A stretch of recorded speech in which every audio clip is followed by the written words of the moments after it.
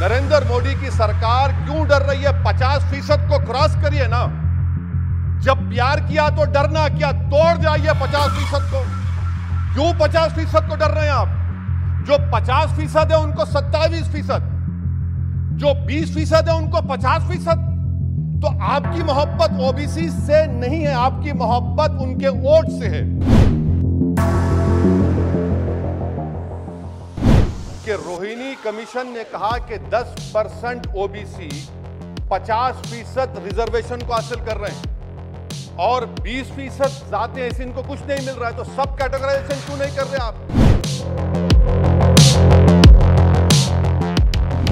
अगर आप ओबीसी के लिए हैं तो मखसूस कास्ट के लिए आप हैं, आप तमाम ओबीसी के लिए नहीं हैं।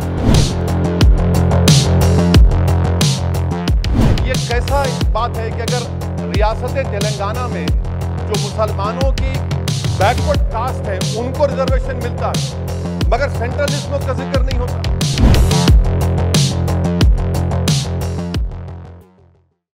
मोहतरम जनाब चेयरमैन साहब, आपका बेहद शुक्रिया कि आपने मुझे एक अहम दस्तूरी तरमीमी बिल पर बोलने का मौका फराहम किया। मोहतरम चेयरमैन साहब, मैं आपकी जानिब से बरसर इख्तिदार जमात को मुबारकबाद देना चाहता हूँ कि आज उन्होंने जो दस्तूरी तरमीमी बिल को लाया है, आप शाबानों के उस कानून के लाने के नक्श कदम पर चल रहे हैं। मुबारकबाद देता हूँ आपको और उम्मीद करता हूँ कि इसके बाद बरसर इख्तिदार जमात के ज़िम्मेदारों की ज़बानों से बार बार शाबानों का जिक्र नहीं होगा, क्योंकि ये आपका दस्तूर में इस बात की इजाज़त है कि सुप्रीम कोर्ट अगर कोई फ़ैसला देता है तो सरकार को इस बात की इजाज़त है कि वो उस फैसले के ऊपर कानून बनाए, जो आपने किया। तो इसलिए मैं कह रहा हूं कि आपने शाबानों की रिवायत को बरकरार रखा, आपको मुबारकबाद।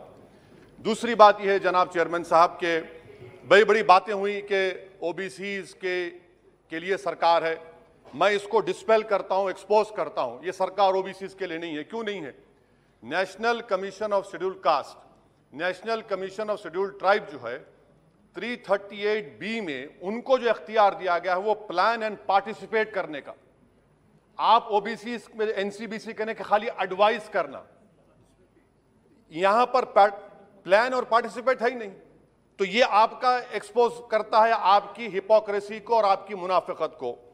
दूसरी बात यह है कि रोहिणी कमीशन ने कहा कि 10% ओबीसी 50% रिजर्वेशन को हासिल कर रहे हैं और 20% जाते हैं, इनको कुछ नहीं मिल रहा है। तो सब कैटेगराइजेशन क्यों नहीं कर रहे आप? अगर आप ओबीसी के लिए हैं तो मखसूस कास्ट के लिए आप हैं, आप तमाम ओबीसी के लिए नहीं है। ये आप ही का रोहिणी कमीशन ने आया है। तो सब कैटेगराइजेशन आप करेंगे नहीं करेंगे? तीसरी बात यह है कि सर ये कैसा बात है कि अगर रियासत तेलंगाना में जो मुसलमानों की बैकवर्ड कास्ट है उनको रिजर्वेशन मिलता है, मगर सेंट्रल लिस्ट में उसका जिक्र नहीं होता। तो एक ऐसा कानूनी मैकेनिज्म बनाने की जरूरत है कि अगर किसी स्टेट और रियासत में वो ये तय करती है कि ये हमारे स्टेट की ओबीसी है तो सेंट्रल लिस्ट में उसका रिफ्लेक्ट होना चाहिए। मिसाल के तौर पर बिहार में सुरजापुरी जात का जिक्र ही नहीं है सेंट्रल लिस्ट में, तो इसका हुकूमत करेगी नहीं करेगी? चौथी बात यह है कि आप क्यों डर रहे हैं? नरेंद्र मोदी की सरकार क्यों डर रही है? 50% को क्रॉस करिए ना। जब प्यार किया तो डरना क्या? तोड़ जाइए 50% को। क्यों 50% को डर रहे हैं आप? जो 50% है उनको 27%, जो 20% है उनको 50%। तो आपकी मोहब्बत ओबीसी से नहीं है, आपकी मोहब्बत उनके वोट से है और आपका दिल उन 20% के लिए धड़कता है जिसके लिए आपने 50% तहफ़्फ़ुज़ रिजर्वेशन दी है। यह आपकी हकीकत है। पांचवी बात यह है स्पीकर साहब कि हम हुकूमत से मुतालबा कर रहे हैं कि प्रोएक्टिवली नरेंद्र मोदी की सरकार 50% सीलिंग को तोड़िए, निकलिए। आप क्यों नहीं करना चाहते?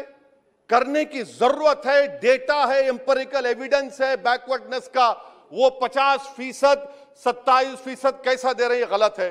छठी बात यह है कि सर ये एक सुनहरा मौका है कि आप इस तरह का कानून बनाइए, 50% लिमिट को क्रॉस करिए और ओबीसी समाज से सही मानों में इंसाफ करिए।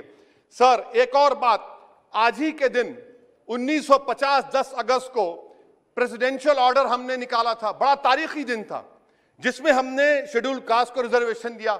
मेरा हुकूमत से मुतालबा है, मैंने कांग्रेस की हुकूमत थी वहां बैठता था मैं, आज यहां बैठकर भी तीसरी मर्तबा कह रहा हूं कि 1950 का प्रेसिडेंशियल ऑर्डर रिलीजन के बुनियाद पर बनाया गया, जो राइट टू इक्वालिटी के खिलाफ है, जो राइट टू इक्वालिटी के खिलाफ है। एक सुनहरा मौका आपके पास आया है कि उसको रिलीजन न्यूट्रल करिए। जब शेड्यूल कास्ट में हिंदू, बौद्ध और सिख आ सकते हैं, तो दलित मुसलमान, दलित क्रिश्चियन क्यों नहीं आ सकते? सच्चर कमेटी, गवर्नमेंट की कमेटी, उसमें जिक्र लिखा है। आप वो नहीं करना चाहते, आप नहीं करेंगे तो देख रहे उत्तर प्रदेश का अंसारी देख रहा है, उत्तर महाराष्ट्र के वो पसमानदा मुसलमान देख रहे हैं कि क्या तमाशा आप लोग करते हैं। यहां वहां चले आते हैं, वहां के यहां आते हैं और हम लोग बीच में फंसे हुए रहते हैं। सर, छठी बात यह है, सातवीं बात यह है कि मैं हुकूमत से इस बात का मुतालबा कर रहा हूं कि 1950 प्रेसिडेंशियल ऑर्डर को रिलीजन न्यूट्रल किया जाए। अच्छा, ओबीसी की आपकी सरकार है, 89 सेक्रेटरीज हैं, कितनी ओबीसी है बताइए? 89 सेक्रेटरीज में 5 अगस्त 2009 को एक भी ओबीसी सेक्रेटरी नहीं था, एक शेड्यूल कास्ट और 3 एसटी थे। मुबारक हो आपको, आपकी मोहब्बत यह है, डेटा कह रहा है, मैं नहीं कह रहा हूं, आप मुझे झूठ साबित कर दीजिए। अच्छा, सेंट्रल यूनिवर्सिटी में सर, सेंट्रल यूनिवर्सिटी में 51.6% ओबीसी के पोस्ट वैकेंट हैं।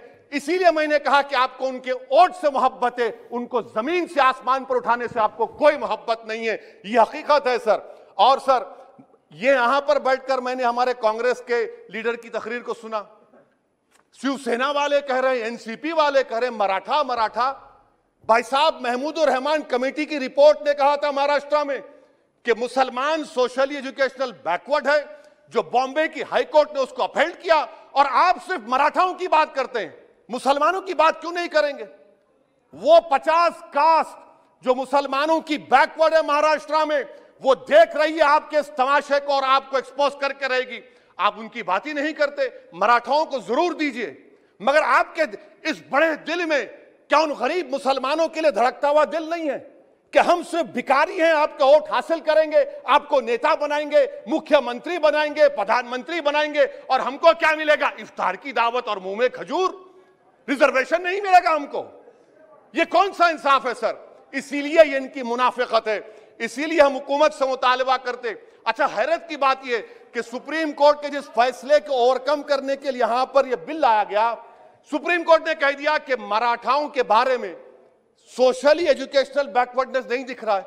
आप कैसे दिखाएंगे बताइए? ये महाराष्ट्र के 50 मुसलमान बरादरियां देख रही हैं। इसीलिए हम हुकूमत से कहना चाहते हैं कि, और मोदी सरकार से, कि आप ओबीसीज के अपलिफ्टमेंट के लिए नहीं हैं, आप मजलूम के साथ नहीं हैं, आप कमजोर के साथ नहीं हैं, आप बेरोजगार के साथ नहीं है। हां, एक हकीकत है, आप ताकतवर के साथ थे और ताकतवर के साथ रहेंगे। आपको वोट की जरूरत है, ओबीसीज और वो जो मुसलमान बरादरियां नीचे, उनको उठाने की जरूरत नहीं है। स्पीकर साहब, ये बिल यकीनन अच्छा है, मैं इसकी तायीद करता हूं। और गालिब ने बड़ा खूब कहा था कि ये जो तमाशा मैं देखता हूं कि बगीचे अतफाल है, दुनिया मेरे आगे, होता है सब शब रोज, तमाशा मेरे आगे। शुक्रिया सर।